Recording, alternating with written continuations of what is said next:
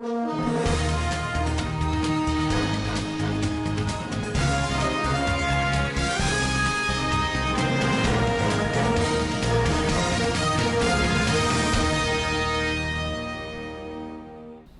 to Standard Voice News Channel. I am Samira Ibrahim.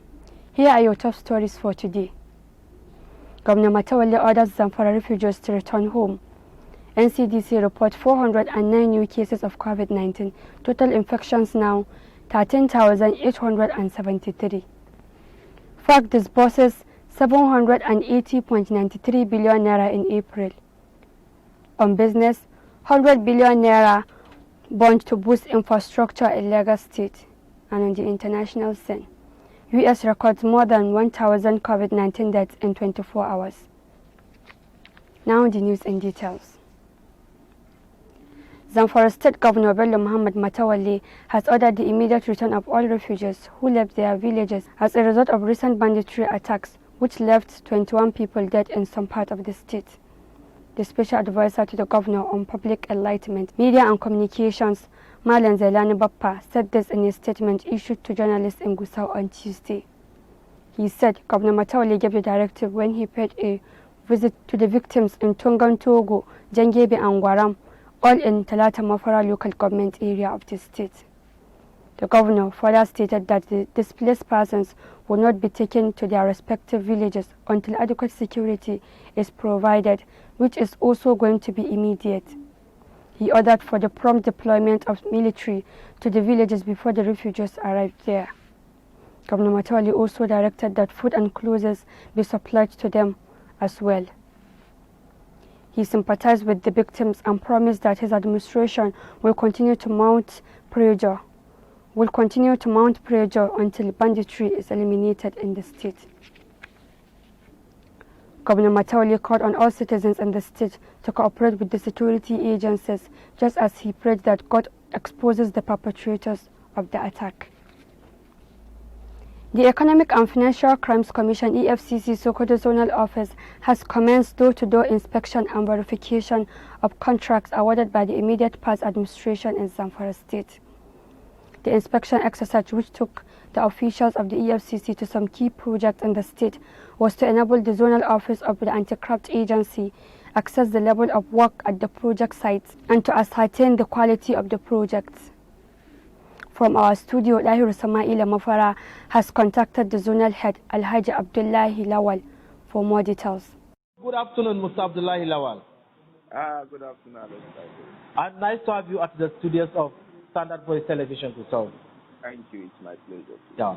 We just have information that your men from the Economic and Financial Crimes Commission Office, Zonal Office Sokoto, are currently here in Zamfara State undertaking a vigorous work or investigation. Can you tell us the detail of this your work? Yeah, this is all about the Chinese case.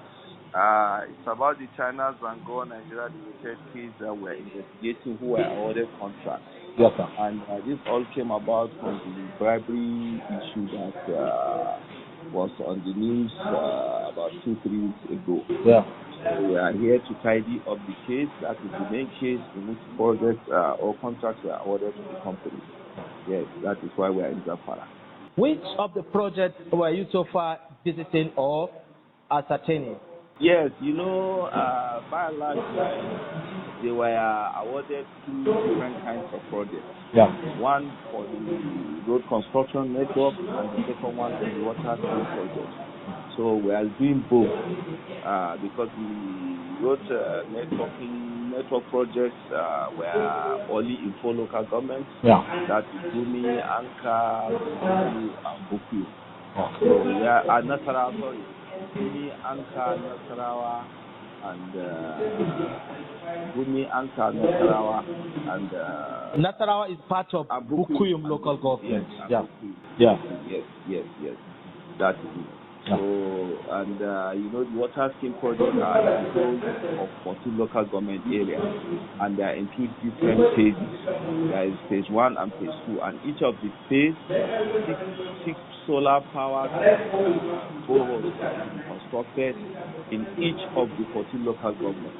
So that's what we are inspecting, to make sure that to know the level of the project the execution that has been done, and also at the same time analyzing the cost effect, the cost of each project on each of the projects. What is the initial cost of the contract? The initial cost of the contract for the first phase was at over 19 billion, but it was later on to about 27 billion, because each solar power borehole was initially awarded at about 230 million, but later on it was reviewed to about 327 million per each. So if you multiply by 6 by 14, it will give you it will take you to about 27 billion, and they are in 2 phases. So both the two, you can see that it was up to about 55 billion. So we want to see how far they have gone or what they have done so far. Yes. Who are the contractors of those projects that you have so far visited? It's China and Nigeria. All the projects? Yes. How many projects have you so far visited in Zamfara State? We have visited about 5 to 6 local governments so far. That is Gumi, Guizhou, Svtv, and I think right now they are at Anchor, somewhere around Anchor. Yes. So can you, may we know your satisfaction or otherwise? Actually, investigation is going on. And you know, we are not alone there. We went with a team of engineers from federal organizations, and at the same time, we are with the representatives of Sokoto State Government and also with the representatives of the company. So it's an open case, it's an open issue. So we want to be transparent and fair. So it's a combined team there that are working. Yes. How many cases were you so far investigating in Zamfara State? There are a lot of cases, but that actually why we are there was in respect of the case against the former administration of the state. That was that's between 2009 to 2011 to 2019. Yeah. And on that case alone, we have opened some case files to about 90 other case files. 90? 90, yes. Which we are investigating. Please let me use this opportunity too, because after this very part of the case that we are now beaming our searchlight on the State University project. Okay. Where we discovered that over 10 billion naira has so far been released for that project. So all contractors that have collected money or have been paid to execute project there, they should be mobilized back to site and prove what they have been paid for, because that's our next target. And let me use this medium to call on them that if you know that you have been paid for a particular project inside that university site or outside, you must go back to site and finish that work. Thank you. Thank you very much, sir. Thank you. You're welcome. Yeah. Thank you. The International Press Center, IPC, condemns the harassment and unlawful detention of journalists by men of the Nigerian Police Force in Wari, Delta State. Report by the Committee to Protect Journalists stated that some journalists in the state were recently harassed and unlawfully detained over their professional connection with Clastus Opukeme, publisher of Daily Watch News website. In a statement, Larry Orogundande, Executive Director, International Press Center, said the police should desist from harassing and unlawfully detaining journalists, while they should publicly disclose the reason they are seeking journalist Clastus Opukeme. He warned that journalists should be allowed the liberty to work without fear of harassment and intimidation from security operatives. Mr. Orogundande urged the Delta State Police Command to follow due process if any of the concerned journalists is suspected to have violated any law. Working towards boosting the state economy within and after COVID-19 threat, Governor Abdullah Umar Ganduji of Kano State inspected the construction of first private gas plant in northern Nigeria, situated in Challawa Industrial Area, Kumbotso, Kano on Wednesday. The visit stems from the good working relationship between the state government and industrialists in the state, which works stronger immediately after a recent meeting between the governor and industrialists in search of better strategy to position the state economy on higher pedestal in post-COVID-19 period. The plant under construction, owned by a renowned industrialist, Mr. Hassan Hamoud of Mahamouda Industries, will after completion provide liquefied natural gas and will generate 20 megawatts of electricity to the entire industries in the industrial area. In his remarks, Governor Abdullah Umar Ganduji acknowledged that the gas plant is the first private plant in the northern part of the country, hinting that sequel to the meeting recently when they met and discussed how to facilitate the opening of other industries in the state so that they don't face collapse of the economy and how to prepare for post-COVID-19 era. This visit finds its bearing. Governor Atiku Bagudu of Kebbi State has approved the release of 949 million naira for the completion of the new state secretariat complex in Birnin Kebbi. This is contained in a statement signed by the governor's chief press secretary, Alhaji Abubakar Dakin Gari, and made available to News Agency of Nigeria NAN in Birnin Kebbi on Wednesday. Governor Atiku Bagudu has approved the release of 949,198,886 naira to the contractor handling the construction of the new secretariat complex at Godongaji, Birnin Kebbi, to hasten the completion of the project. The statement added that the release of the fund followed negotiations with the contractor, Rockwell Nigeria Limited. The contractor had been directed to return to the site immediately to complete work without delay, which is part of the present administration's commitment to complete all ongoing projects for the benefit of the people of the state. When completed, the secretariat will serve as the offices for secretary to the state government, head of service, as well as number of ministries and departments. The Nigerian Center for Disease Control (NCDC) has reported 409 new cases of COVID-19 in the country, bringing the total number of cases to 13,873. The agency made this known in its early tweet, saying that Lagos State recorded 201 confirmed cases of coronavirus, while FCT reported 85 cases. Delta State has 22 cases, while Edo has 16 cases of COVID-19. Other states include Nasarawa, Borno and Kaduna with 14 cases each, Bauchi 10, Rivers 9, Enugu and Kano 5 cases each, Ogun and Ondo 4 cases each, while Bayelsa, Kebbi and Plateau recorded 2 cases each. As at June 10th, the country's total confirmed cases stand at 13,873, while 4,351 have recovered and discharged, and 382 have lost their lives. The Katsina State Police Command has confirmed that 20 persons were killed in the attacks on several communities in Faskari local government area of the state, contrary to the over 50 earlier reported. The spokesman of the State Command, SP Gombo Isa, confirmed this on Wednesday, adding that 26 other persons were injured. He said they received a report that armed bandits numbering over 200 attacked Guizhou village of Faskari local government area.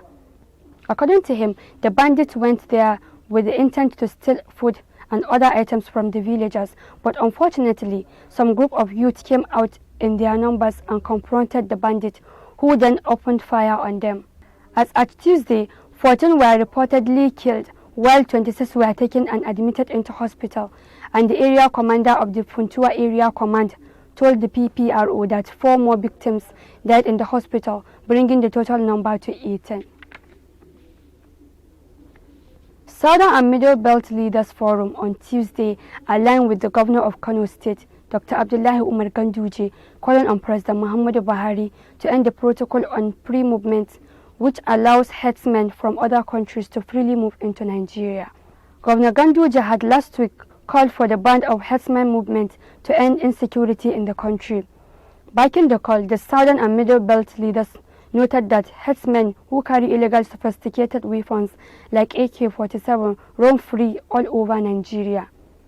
The forum, in a joint statement, said Ganduje's position reflects the lawlessness of the armed herdsmen that had led to loss of hundreds of lives across the country. It called on the president to rise to the duty of his office to protect all Nigerians and hearken to the call of Governor Ganduje to halt this movement and prosecute those who are committing crimes against humanity under the guise of hiding. As the countdown to the governorship elections in Edo and Ondo State begins, the chairman of the Independent National Electoral Commission (INEC), Professor Mahmoud Yakubu, has read the riot act to politicians planning to undermine or disrupt the process. Professor Yakubu handed down the stern warning on Tuesday while speaking at the virtual event on democracy and elections in West Africa, organized by the Center for Strategic and International Studies (CSIS), Washington, D.C., in collaboration with the Center for Democracy and Development (CDD). At the event, which sought to put the limelight on the future of democracy in the West African region, the INEC chair assured of the Commission's commitment to free, fair and credible elections. Nigeria has governorship elections scheduled to take place in Edo State on September 19th and in Ondo State on October 20th, 2020. Professor Yakubu warned that where an election is disrupted, the Commission will not make a declaration on the outcome due to lack of adherence to guiding rules of the election.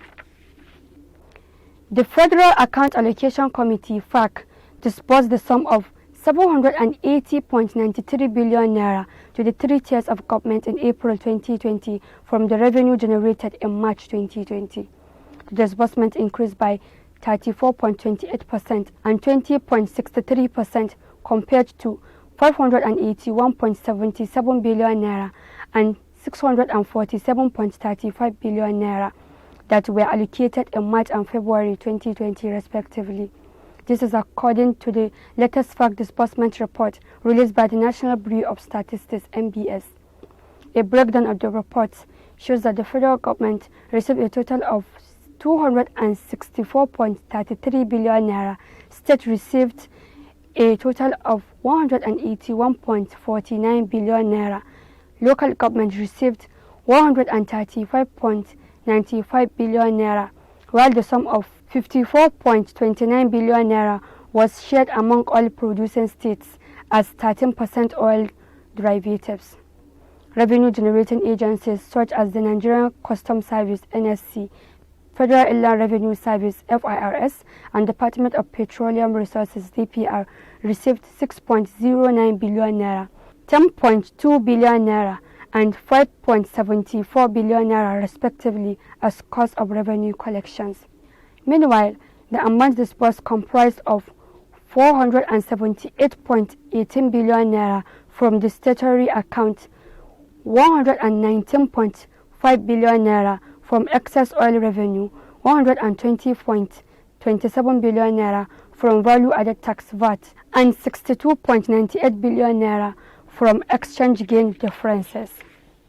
Delta State scooped the highest share of the total state allocation from the FAC, receiving a sum of 21.53 billion naira, accounting for 9.13% of the state's total gross allocation. Akwa Ibom followed closely, having received 17.24 billion naira, 7.31% as total gross allocation in April 2020, while Lagos State came third with 15.25 billion naira allocation. Other top recipient states include Rivers, 14.96 billion naira, Bayelsa, 14.26 billion naira, Kano, 7.41 billion naira, and Imo State, 5.94 billion naira. On the other hand, 5 states with the share of the total gross allocations for the month of April 2020 include Kwara, Ekiti, and Nasarawa with 4.04 billion naira and 4.11 billion naira respectively. Others include Ebonyi, 4.14 billion naira, and Gombe State, 4.19 billion naira. State deductions for the period under review, a total sum of 36.38 billion naira was deducted from the state allocation. President Muhammadu Buhari is currently presiding over this week's virtual Federal Executive Council meeting. President Buhari presided over the meeting from the State House, Abuja, while some of his cabinet members, including ministers, attended virtually from their different locations. The personal assistant on new media to the president, Bashir Ahmad, disclosed this via his Twitter handle. According to him, ministers will be presenting memos at the meeting for the president's approval.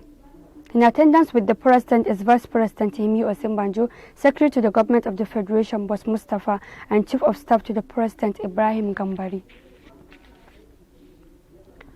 On behalf of Nigerians and the Federal Executive Council, President Muhammadu Buhari sends warm greetings to the leadership and members of the 9th National Assembly on their first anniversary, extolling the sense of duty and diligence in handling issues related to the development of the country. President Buhari salutes the vision, courage and patriotism of the Assembly, noting with appreciation the understanding and maturity of the lawmakers in speedily processing bills that directly impact the welfare of Nigerians, courageously finding common grounds to move the country forward, and passionately carrying out their oversight functions with justice and fairness. The President presents his goodwill to the Senate President Ahmed Lawal and Speaker of the House of Representatives Femi Bajabiamila, congratulating them for using their wealth of experience, wisdom and knowledge to ensure a peaceful working relationship among lawmakers between both chambers, the judiciary and the executive, by always focusing on the larger picture of nation building. As the 9th National Assembly commemorates the landmark, President Buhari believes the legislature has brought dignity and honor to the country and looks forward to more years of harmonious working relationship with focus on improving the livelihood of citizens and creating an enabling environment for a prosperous nation where both the youth and old can fully realize their dreams. The House of Representatives Committee on Public Account on Tuesday invited the Minister of Humanitarian Affairs, Disaster Management and Social Development, Hajia Sadia Umar Farouk, to explain the disbursement of funds released to the ministry and its agencies by the Presidential Task Force on COVID-19. The minister was asked to appear before the committee next Thursday to also answer questions on the Empower scheme and other social investment program components. The committee frowned at the alleged refusal of program officers of Empower, conditional cash transfer, home feeding programs to appear before it to give the account of their financial activities. The chairman of the committee, Wole Oke, ordered affected officers to physically appear before the committee on Thursday, a failure which he said warrants of arrest will be issued against them. He also ordered that the Auditor General of the Federation appear to provide the audited performance report of the affected agencies covering their expenditure during the COVID-19 lockdown. In another development, Director General National Agency for the Prohibition of Trafficking in Persons, Julie Oka-Donley, who appeared before the committee on Tuesday, said the agency arrested about 50 suspects of domestic violence and rape during the lockdown. The Senate on Wednesday considered a bill seeking to protect victims of rape against any form of stigmatization in the country. The bill, which scales second reading on the floor during plenary, also provides for prosecution and punishment of any person or group of persons who stigmatize such victims with a view to uphold and protect their fundamental right to dignity and freedom of association as provided by the 1999 Constitution as amended. The piece of legislation titled Rape and Insurgency Victims Stigmatization Prohibition Bill 2019 was sponsored by Senator Mohammed Sani Musa, Niger East. Leading debate on the bill during plenary, Senator Musa said if passed into law, the bill will, among other things, encourage victims of rape to testify in court. The bill, which contained 11 clauses, according to the lawmaker, will also ensure the reintegration of victims of insurgency into the community of their choice. Dr. Jennifer Blank, the Vice President for Agriculture, Human and Social Development at the African Development Bank, resigned on Wednesday from her position. Dr. Blank, who joined the bank in 2017, said she is leaving purely for family reasons. She said she is leaving purely for family reasons, to rejoin her family in Switzerland after a very fulfilling time at the bank.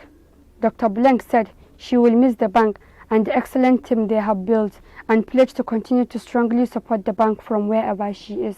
She thanked President Adesina for his strong leadership, guidance and support, which had undoubtedly motivated and helped her team, which enabled her to play a key role in the transformation of the bank. On business, over to Fauzia.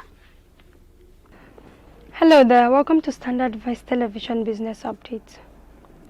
The signing of the issuance of 100 billion series 3 bond under its 500 billion bond issuance program by the Lagos State Governor Babajide Sanwo-Olu would bridge the infrastructure gap. The Commissioner of Finance Rabiu Oluwo has said he spoke during the briefing commemorating the first anniversary of the Sanwo-Olu administration at Alausa Ikeja. The Commissioner said the bond was issued on January 29th.